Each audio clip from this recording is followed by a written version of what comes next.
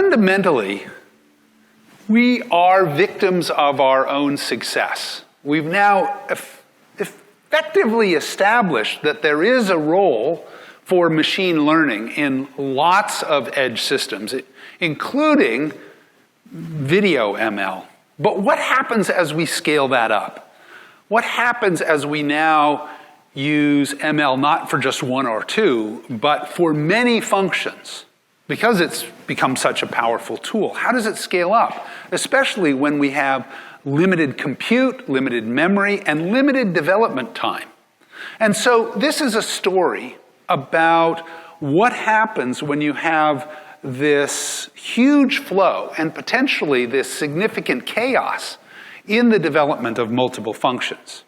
And in fact, one of the ways to think about this is that we want to go from a world in which every task is separate, every task is its own car with its own driver, to a bus. We'd like to have, as much as possible, the efficiency, the sanity that potentially comes from getting multiple people to their destination, getting multiple tasks to their destination, but using shared infrastructure.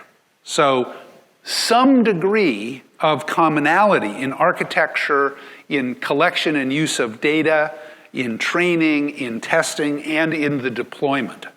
So let's take a simple case as an illustration.